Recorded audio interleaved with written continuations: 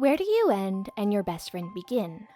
That's the question at the heart of My Brilliant Friend, a story spanning decades of a deeply entwined friendship. For Lila, intense, magnetic, the mean one with brilliance like a hiss, a dart, a lethal bite, she believes where her ambitions of studying and escape end, her brilliant friend Lenu succeeded. For Lenu, studious, persistent, the good one who escapes their neighborhood infested with generational violence to become a published author, she believes everything she's ever accomplished is a result of her obsession with the naturally gifted Lila.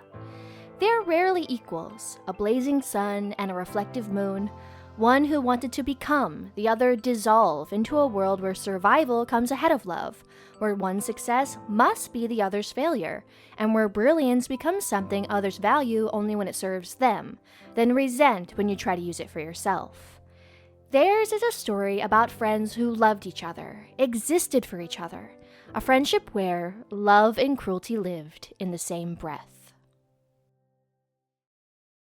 Who do you compare yourself to?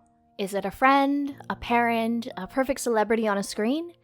To Lenu, Lila was all of these things, which is why when after 6 decades of love, laughter, and bad blood, Lila vanishes, no note, no body, not even a picture to be found, Lenu is left to write the events of their lives, hoping to find among her words a trace of the woman who made and unmade her. But to understand Lila's disappearance, we need to go back to the beginning, to 2 girls in 1950s Naples, one good, the other mean, but both brilliant. Born into a poor working-class neighborhood, Elena Greco and Rafaela Ceruro always called each other by the nicknames Lenu and Lila. Their relationship began the day they played together with their dolls, and Lila's first act of cruelty, throwing Lenu's doll into his cellar window. Lenu was also not someone easily slighted, so she tossed Lila's doll in as retaliation, telling her, "What you do, I do." In what would be the first of many adventures, Lila had them enter the darkness, but the doll seemed to have slipped into another dimension, vanished into the ether. They then turned their accusations on the owner of the cellar, Don Akil, a threat they sensed even as small girls climbing to his apartment. Lila then offered another first gesture, one Lenu said changed everything between them forever.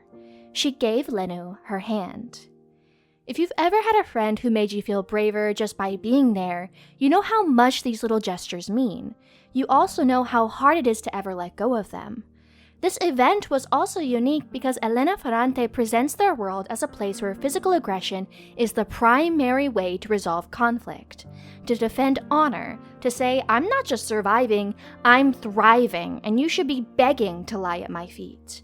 That Don Akil, one of the most powerful men in the neighborhood, didn't attack them, that he instead gave them money, felt like an impossible victory achieved because of their combined power. They then used this money to buy a book, inspiring them that to escape their circumstances where they grew up with the duty to make it difficult for others before they made it difficult for them, it could be as easy as writing a book. Lenu was more pragmatic, unsure it was this simple, but she was drawn into the fantasies of Lila, who for years would be fascinated by the power of words, treating them almost like a magical spell with the power to crush enemies. Both girls would have the support of their elementary teacher to continue their studies. She promised to tutor them, give them textbooks, but small differences in their families would determine the course of their lives. Lila's father, a cobbler, saw business after business absorbed at the slightest hint of weakness by men like Don Akil. Lenu's father worked as a doorman at City Hall, growing familiar with the privileged lives of those who pursued education. Where Lila's mother was prone to giving in to whatever her husband or children asked, Lenu's mother was sickly but sharp-tongued, quick to keep her daughter in check by telling her she was once brilliant too. Lenu was allowed to keep studying. Lila would be thrown out a window for saying she'd take the middle school exam whether her family agreed or not. Later, Lenu would reflect, to cause pain was a disease.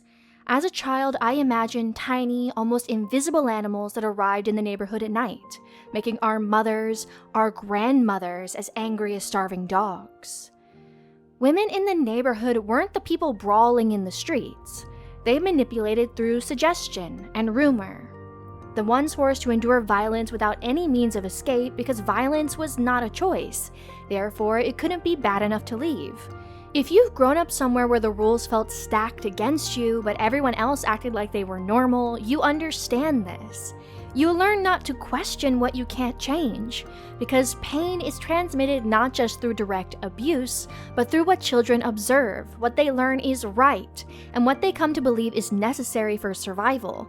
It could be a tight grip, a beating to break a spirit, but also the tiny grudges and jealousies, the exact kind that kept Lila's mother too afraid to speak up for her daughter and led Lenu's mother to be her first bully.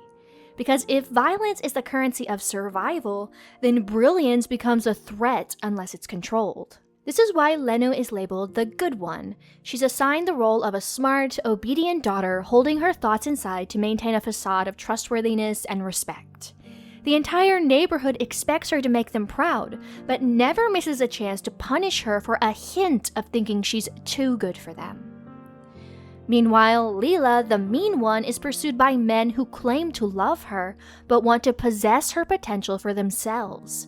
She resorts to using her intelligence to challenge and manipulate things in her favor, so the neighborhood uses her when they need her and then hates her for the same reason. We've all had a role like this in our lives. The doormat, the loudmouth, the smart kid, the idiot.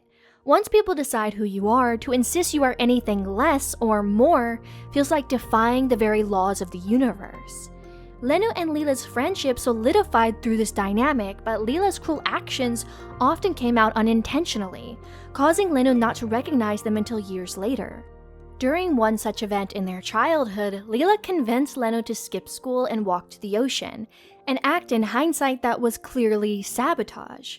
Lila had just been forbidden from continuing school. She wanted to keep Lenu with her even if it meant getting in trouble, but when the reality of their journey set in, Lila got too afraid and made them turn back. Her whole life, Lila feared the unknown. Her cruelty was out of terror of being left behind, feeling something fundamentally wrong with herself, so that nothing, not even love or the lines of reality, ever remained solid.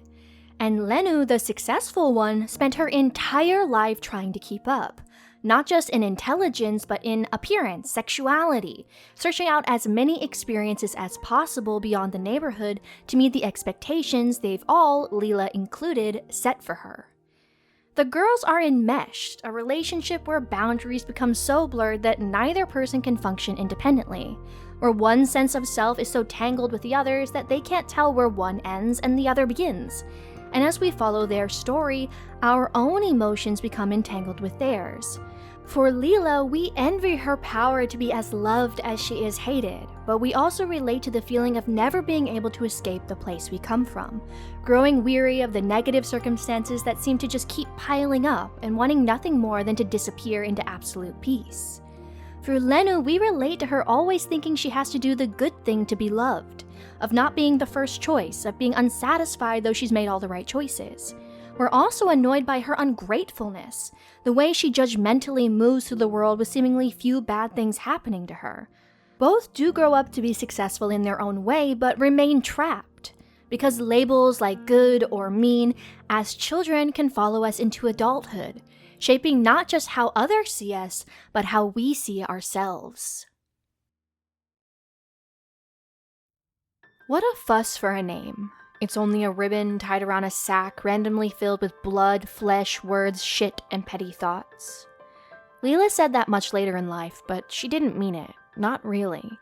Names have the power to tell the world who we are, or express hopes of who we're trying to become. But hope doesn't always feel like optimism. Sometimes it's just the belief that you can make the best of a situation you never wanted in the first place.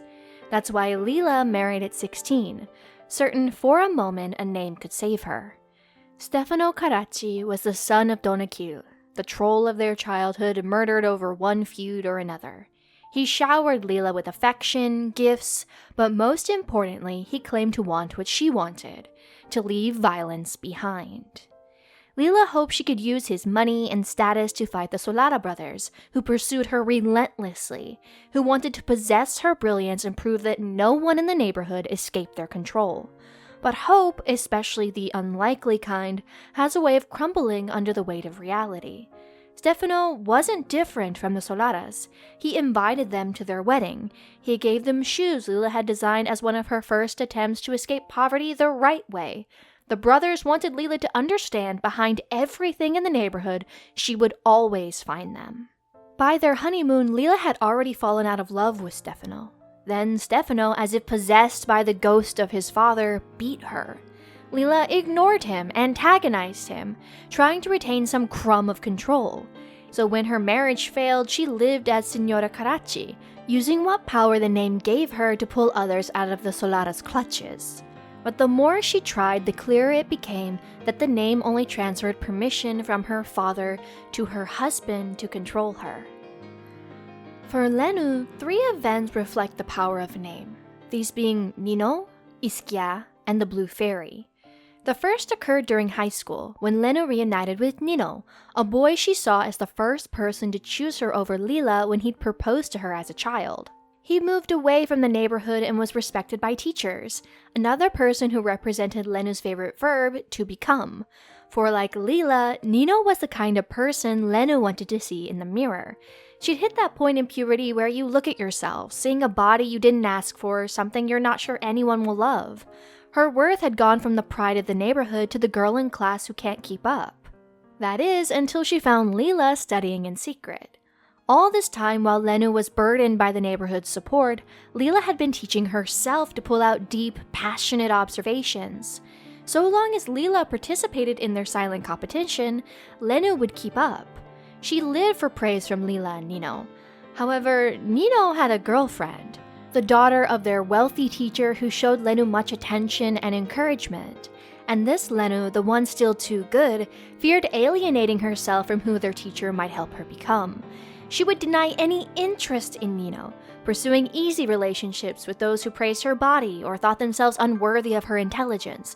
She'd deny until Lila, concerned more than ever with escaping her cage, wanted him. This is the second event, a summer that would make the name of Ischia, a beautiful island destination, remind Lenu of heartbreak.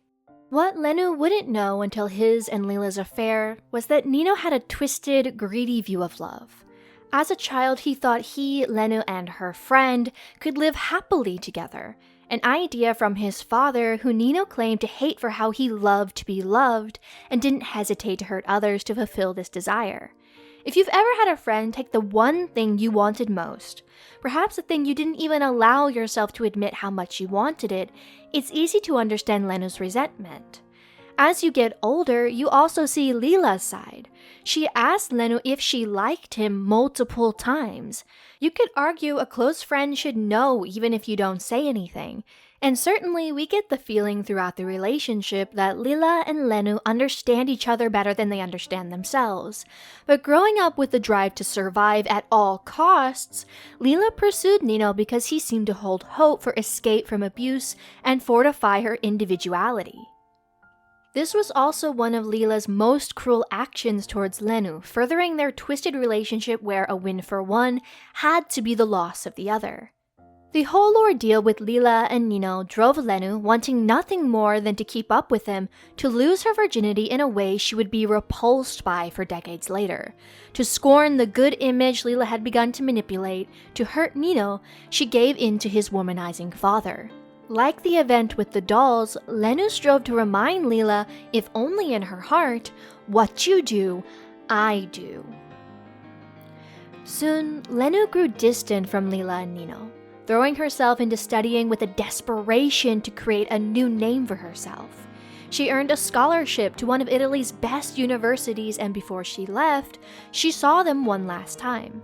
Nino looked wrung out, but Lila was glowing. She talked about running away, leaving bohemian lives, raising their baby far from the neighborhood. Lenu left for the north carrying that image, Lila finally escaping, not learning until years later that Nino loved to take what he couldn't have, and when he had it, only the glaring problems seemed visible to him. Lila would return to her husband, carrying more of her impossible hope that the father of her child was someone she'd chosen. She'd hold on to that hope until her son was much older and the resemblance to Stefano was too hard to deny. Life in the north wasn't any easier on Lenu. In the neighborhood, she'd been praised for what few accomplished. At university, she didn't know how to talk, dress, or move through rooms of people who'd never had a fight for anything. Her controlled brilliance, which had made her different back home, had to be traded for the sharp words and violence of the neighborhood to stand out. Still, she looked for any excuse not to go home, because going home meant admitting she was afraid of being sucked back in. On a rare visit, Lila gave Lenu a tin box filled with diaries. If Stefano found them, she was sure he'd kill her. Despite promising not to read them, Lenu did. Here was Lila's version of their lives, a thought she'd never said out loud. The girl Lenu had been chasing her entire life, laid bare in ink. Then, of course, Lenu threw them off a bridge. Not returning to Naples until graduation, until she was engaged, until she was getting a book published, until finally solidifying a connection to a world outside of Naples. Lila would never ask about the diaries, and we are left to wonder about her intentions of trusting Lenu with a glimpse into her mind. Years later, someone would tell Lenu that vanity, or rather a lack of it, was to blame for Lila's instability. What had always separated their brilliance was just that, the power to preserve themselves. Lenu was resilient. She wouldn't let anyone, except Lila, tell her who or what she should be. Her persistence was the kind of brilliance that wore things down slowly until she got what she wanted. The same brilliance fueled by vanity that would make keeping her maiden name a survival instinct. But Lila was raw, the kind of brilliance that could see possibilities no one else saw, that could imagine the impossible and sometimes make it real. But it was also the kind that could see reality's edges blur and dissolve until nothing felt solid, not even her sense of self. If reality has no limits, it's both an expanse of infinite possibility and a terrifying void. Lila constantly lived in that space, and sometimes it swallowed her whole. The third and final name, The Blue Fairy, was the title of a story Lila had written when they were children, and from which Lenu unconsciously drew inspiration for her first book.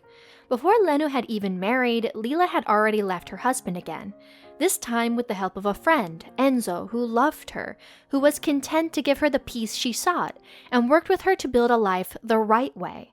But the right way for someone with an elementary school education meant factory work. And for Lila, working in a sausage factory had her hauling carcasses, stripping meat from bone, wading through blood and waste, moving wherever they needed her because she was no longer the powerful Signora Carracci.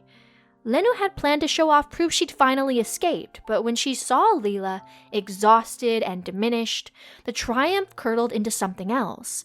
Guilt, yes, for the unfair distance between their lives, but also that familiar, maddening envy. Because even trapped by brutal work that was trying to break her, Lila's raw brilliance, the kind that refused to bend, that insisted living entirely on her own terms, still felt more real than anything Lenu had accomplished.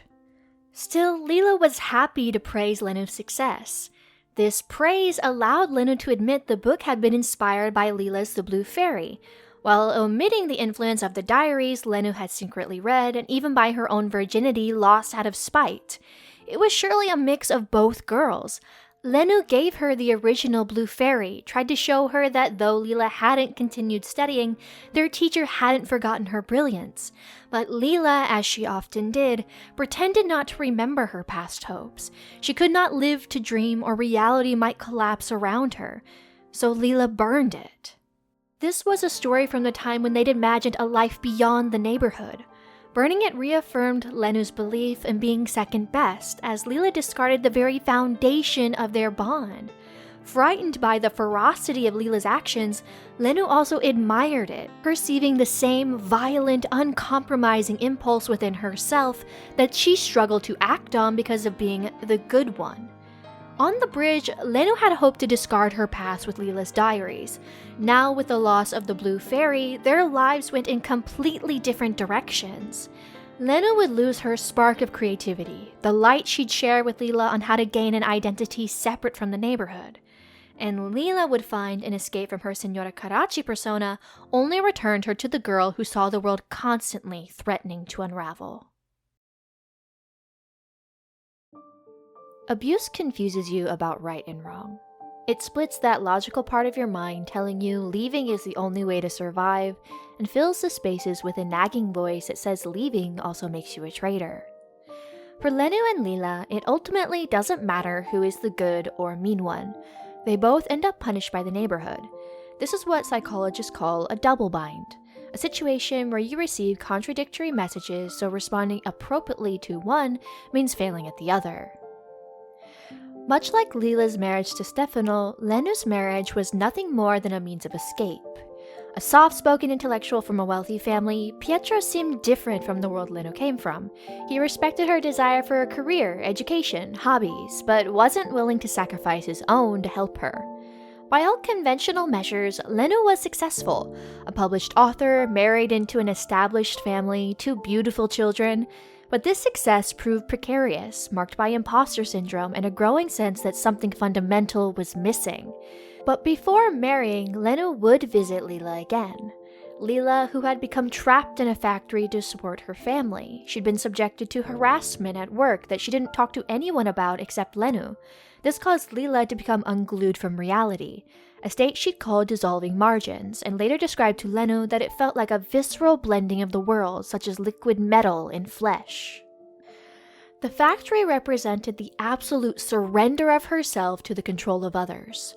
Throughout her life, Lila sought control. When she couldn't have it, she described feeling as though she was disappearing or turning into margarine, becoming a homogenized, unimportant product. When you have no control over your body or time or even your own thoughts, the edges of yourself start to blur. You hover outside yourself, watching actors on a screen. Reality becomes a hazy glass pane. You can see others, but there's a wall between your world and theirs. This connects to Maslow's pyramid of needs, a psychological framework that organizes the order in which people feel motivation. Basically, if your basic needs like food and shelter are met, you prioritize the quality and safety of your environment. Then your relationships, then the need to be an individual who can gain respect from others, and finally, if all those other needs are met, you prioritize morality and creativity, deciding what defines your purpose for existence. This is why those with money or a supportive family can think a career is far inferior to their passions, whereas someone who grows up without any support may find their entire life an attempt to pull themselves out of the mud that clings to them even after leaving their past behind. An underrated action of Lenu before her wedding is that she spent time asking around to see if Stefano and the Solaras still held grudges against Lila and if it was safe for her to come back. Outside the neighborhood, Lila lived in a place exactly like it, but more expensive and without her family or friends. The mental instability of Lila proved she had escaped the neighborhood physically, but the power and fear it held over her left her brilliance to cannibalize her mind to endure. Lila's return to the neighborhood and Lenu moving to Florence for marriage may seem like a continuation of their circumstances, of Lenu moving forward, Lila being left behind, but it would be Lila who flourished during this time. Like Stefano did with Lila, Pietro manipulated Lenu. He opposed her taking birth control, promised her she would have time to write and be introspective, but the reality was a wife taking care of the house and raising the children regardless of her aspirations. She became insignificant, just like a servant, as Lenu described herself. Women, especially in the most recent past, were often expected to look after everyone else at the expense of themselves. Lila and Lenu's mothers did just that, and neither Lila nor Lenu wanted that for themselves, but they still followed the traditions of getting married and having kids even if they didn't really want them. This whole motherly instinct society tells us we have is likely present in all people. Anyone can love and nurture others, but only women are expected to accept this role as a natural part of their biology, and that we're somehow defective if we don't come to it immediately. Such expectations obstructs the complexity of our identity, that we are equally as capable of love as violence. Lenu left her neighborhood, but only for a prettier prison, and without the support to express that complexity, she started emulating Lila's short fuse and erratic behavior. Meanwhile, Lila started working for the Solaras in a legitimate IT role. She became incredibly wealthy and respected. She was building relationships, learning the business, and preparing for her and Enzo to start their own business. Technically betraying the Solaras, though she claimed they did it legitimately by using the money they'd earned and the relationships they'd built with customers. As always happened between Lila and Lenu, they'd switched roles. And it was from this new position, drowning in her own marriage while watching Lila thrive, that Lenu finally found the time and fury to write again. She fought Pietro to hire someone to help her, finally writing a second book, one that people like her mother-in-law Adele and even Lila told her was too ugly. Adele disliked the book primarily because it was too personal and broke social etiquette by detailing the harsh realities of poverty, sexism, and violence from Lenu's past, basically violating the sanitized image Adele had for her son's wife. And despite encouraging her friend to succeed, Lila felt Lenu's book, presenting their childhood and Danakil's murder, had failed to transform into something new. She also saw herself as Lenu's equal and was appalled to be treated as a character in someone else's story rather than the author of her own life. When you tell the truth about where you come from, your home may call it theft, the wrong version of their truth. As for outsiders, they may be entranced by it, but when you ask them to regard it as fact rather than fiction, they'd prefer to reduce it to something that won't harm their comfort. This was the book that would make Lenu widely successful, but at that time it was shelved, another piece of herself she couldn't claim if she wanted to remain good. Instead, inspired by her current circumstances, Lenu then managed a third book. She was inspired by Madame Bovary and other works to explore how the male imagination has constructed, viewed, and ultimately constrained what a woman is allowed to be. Lenu wrote, "I was young at that time, and I didn't realize that in his wish to transform me was the proof that he didn't like me as I was. He wanted me to be different, or rather, he didn't just want a woman, he wanted the woman he imagined he himself would be if he were a woman." She was talking about her first serious boyfriend, who helped her adjust to university life, but she could have been talking about Pietro, about Stefano, about any man who looked at a woman and saw raw material to shape. The protagonist of Madame Bovary, Emma, was heavily influenced by romantic novels, adopting an idealized life largely produced by men. She sought the passion depicted in her books, but found that reality only offered boredom and entrapment. The novel, like the one Lenu wrote, explored how this fabrication forces women into a hysteria or chronic dissatisfaction. Emma is destroyed not just by her own actions in the story, but by the overwhelming weight of expectations curated and enforced by the men around her. This was exactly what Lenu had been doing, living as the woman Pietro, society, and even Lila imagined she should be. So when Nino reappeared, she was willing to turn her life inside out to be with him. Exactly like Emma and Madame Bovary, Lenu went into their relationship setting aside her normal pattern of using her head and her sense of being dutiful. This was the first open risk Lenu ever took, and it was a huge one. She was an educated woman who knew for a long time that the safe life she chose was not what she really wanted. She also knew what kind of person Nino really was. He repeated his pattern with Lila, going after someone unattainable who boosted his own sense of self by acting like a hero, saving his love from an inferior, small-minded partner. Their relationship was a glamorization of romance and the dangerous things people do to themselves and the ones they have been entrusted to care for. Pietro was a decent man and didn't deserve this, yet his lack of self-awareness was so appalling that it was inevitable. Her daughter certainly didn't deserve this, but one could argue she set an example not to accept the same mediocre comfort she pursued for the first 3 decades of her life. We may view Lenu's pursuit of Nino as incredibly selfish, but sometimes you just have to be the worst possible version of yourself to find the best version. Unsatisfaction can be just as damaging to the soul and to those around you as a lack of water and food. It's just when survival is all we've known, we don't let ourselves believe it. Otherwise, like Lila, we'll unravel, finding it impossible to go on. The irony was that, for once, telling Lenu she's an idiot to leave a stable life, Lila was being the reasonable one. I also can't help but feel that because Lila doesn't have the foundations presented in Maslow's hierarchy of needs, she cannot comprehend why Lenu would do something so self-destructive. For Lila, happiness means survival. For Lenu, who has crossed from their small, violent world into a wider one, happiness means personal fulfillment. Lila based her identity on being the opposite of Lenu's brilliance to always make good choices. She tells Lenu after reading the ugly manuscript, "I expect the best from you. I'm too certain that you can do better. I want you to do better. It's what I want most, because who am I if you aren't great? Who am I?" Their enmeshment, this need to define themselves through each other, was forged in a world where basic needs weren't met, so it can never be based entirely on love or friendship. It functioned as a tool to reinvent the abuse of their upbringing as a game only they knew how to play. Abuse that was like a hungry animal feeding on all happiness and hope. It punished those who leave and those who stay equally from the time they entered this world. Thankfully, children possess immeasurable hope.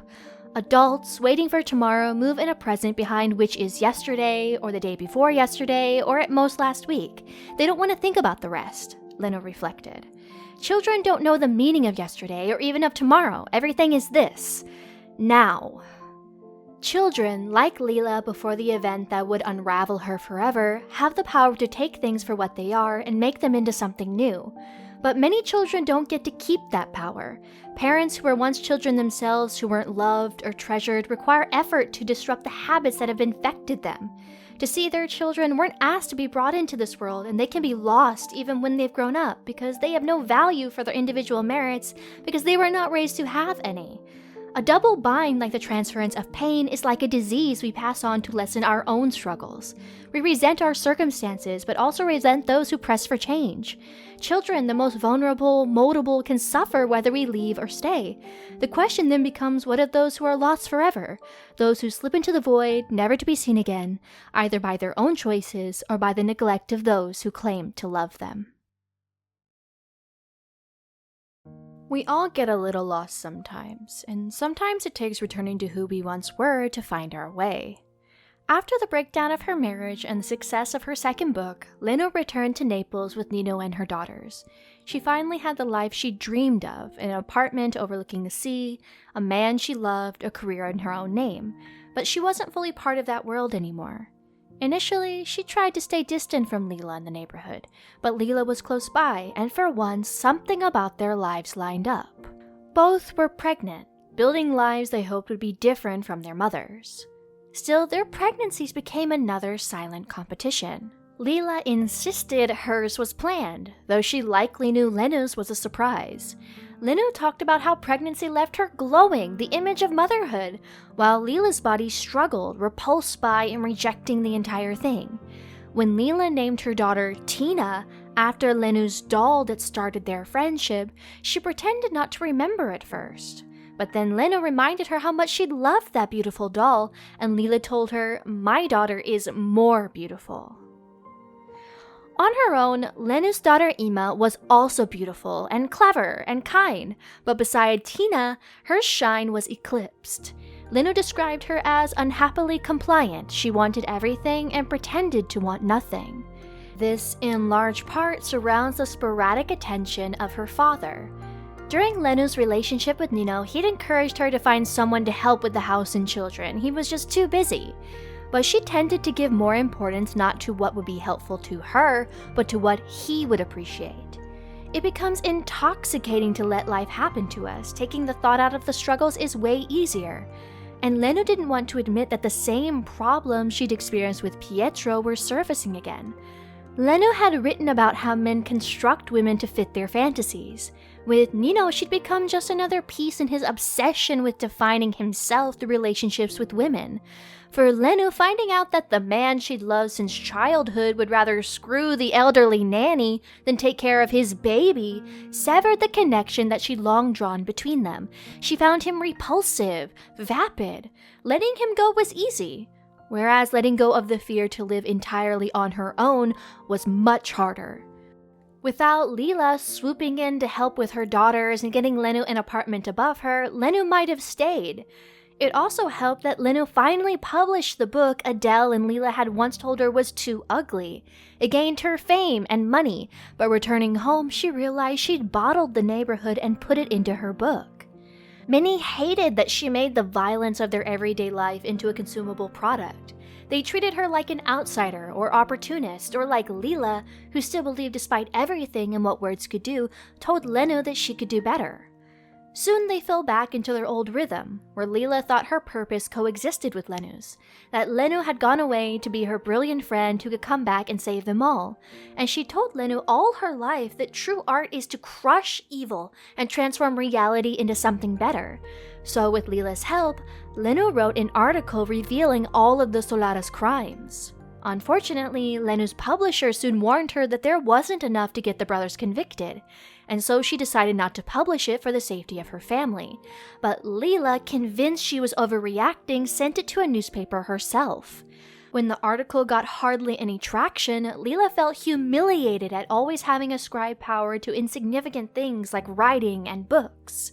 An elderly Lenu would reflect, only then did she, who seemed so disillusioned, so adult, come to the end of her childhood. Compared with Lila's almost childlike hope that she pretended not to have, Lenu's persistent nature meant she wasn't as devastated by this. Perhaps a part of her was even happy that Lila was wrong after realizing this was why she'd been so helpful. Soon another article was published, this time about Lenu and her accomplishments in writing about Naples' organized crime. It included a photograph of Lenu and Tina, wrongly captioned as Lenu's daughter, a detail Lila would later tell Lenu as the reason for the loss of her final hope. Not the Solara's deserved punishment, but Tina. The fourth season and book titled The Story of the Lost Child sets up Ima as its focus. We're led to believe her facial tics from stress, her people-pleasing attitude, and her constant comparisons with the beloved Tina are all the ways she's lost. But Elena Ferrante's strongest skill is to reveal and keep us wondering. While Lenu fears she's losing Ima, Lila's daughter actually disappears. No body or ransom note. Just like the doll she was named after, Tina vanished, never to be seen again. Given Lila's mental struggles in the past, it's no wonder the show presents her as frozen with grief and no way to sew reality or purpose back together. But the book is a bit more complex. Lila's identity has long been defined by control. Losing a child, especially one she poured all of her hopes and affection into as a way to create a better version of herself, trapped Lila in a state of constant weakness. In the beginning, she would attack anyone who spoke of Tina in the past tense. She would not let Enzo comfort her. She would treat Lenu's daughters, even the innocent Ima, with disdain, resenting that they were still there while Tina, who she said would have been the best of them all, was not. She even blamed Lenu for the picture, claiming it drew the Solara's attention. But Lila had pushed Lenu to be brilliant, had pushed that article behind her back, had wanted her to come back to crush the Solara's. As much as she constantly compared herself to Lenu, insisting they were somehow linked, there was no direction she could look for blame that didn't also implicate herself. Unlike in the past, when Lenu would have been deeply offended, hearing Lila's unspoken confession and her accusation, she only felt sad. Without Tina, Lila had no other form of control left but to destroy all connection so she could lose herself too. The series from beginning to end is full of those lost. Those whose lives ended without answers, like Tina, the literal lost child, or the Solara's, whose murders in broad daylight go unpunished because they alienated any affection from their community by exploiting those around them. There are those like Ima, who, because of her father's cycle of love bombing and absences, will always look to define herself through others. Lenu's elder daughters, Dede and Elsa, nearly lose themselves recreating their mother's dynamic with Lila. Dede, like her mother, studies hard but lacks self-esteem. Elsa is vibrant and clever but insensitive and careless about hurting others. Dino, Lila's son, named after his uncle who both ended up addicted to drugs, is caught between them. He lacks direction, ambition, but Dede and Elsa both think he's a good person, and they, like the young girls they are, think that's enough. He runs away with Elsa, who resembles his mother, but Dede and Elsa weren't born in the neighborhood. They have wealthy grandparents and successful parents. They struggled through the neighborhood's influence but eventually left and repaired the relationship with their mother. Dino had no such chance. By the time his uncle ODs and he gets clean, he's already negatively impacted by the neighborhood, depending on his mother for everything right up until she disappears. Like Lenu and Lila, he lost his childhood to the violent reality of their upbringing.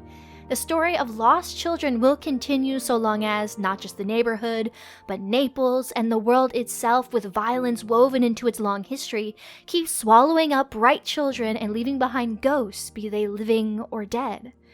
Years after Tina's disappearance, Lenu, still unable to process her possible involvement, used it as inspiration for a novel. Lila viewed it as betrayal. Lenu had taken their messy, chaotic reality where violence breaks through in unpredictable ways and made it perfectly linear. In bad novels, Lila once said, people always say the right thing. Every effect has its cause, everything consoles you. But evidently, what in the fiction of the story serves in all innocence to reach the heart of the reader becomes an abomination for one who feels the echo of the facts she has really lived. The gap between Lila and Lenu would not be bridged. Not until Rino would call Lenu to tell her his mother was gone, and Lenu decided to write their story in full, maybe as a provocation for Lila to show herself, or just to put the events of their lives into perspective, because she wanted Lila to live forever, to last, and she wanted to be the one to make her last. There are so many possibilities for Lila's fate, yet Lenu doesn't jump to the worst ones. Many times throughout their lives, Lila stripped herself from photographs in the minds of her loved ones. Eliminating herself was an aesthetic project. She wanted to untie her name, slip it off, throw it away. She had no desire for anything to survive her after Tina was gone. And as Elena Ferrante loves to do, she gives us more questions. This time in the form of a package for Lenu. In it, there's no message, but it does have their dolls, which are as much a message as they are a confession or comfort. To me, the dolls represented their dreams, innocence, and lifetimes worn down by struggle and loss. All the things Lila thought herself responsible for holding on to, all the cruelty and protection she gave Lenu. Maybe Lila's disappearance means that she manipulated Lenu to be her brilliant friend who could become everything Lila couldn't, while Lila herself dissolved into the margins of history. Or it could mean she loved Lenu enough to finally let go, while traveling the world, living in old age the life that in youth that had been forbidden to her. There's no way to know. Explanations that tie everything together neatly are almost always lies. Unlike stories, real life, when it is past, inclines towards obscurity, not clarity. The good girl who held her thoughts in, the mean girl who said what she wanted and suffered for it, if they'd been born elsewhere, they could have discovered what made them unique. Could have supported each other without one dimming for the other to shine. But maybe, by Lenu laying it all out, by admitting how their love and cruelty tangled together until they couldn't be separated, we can see the tragedy of their lost brilliance. That when we're forced to either be good or mean, never both, we turn on each other, measuring our worth by what we take from each other instead of what we build together. I write more about stories like this over on my Substack, and if you'd like to support the channel with a coffee, it helps keep things going, but honestly, just being here is more than enough. If you've made it through this deep dive and recognized yourself in Lenu or Lila's story, ditto. That's why I'm Pickle Ditto, because whatever storytelling pickle you're in, I've probably been there too.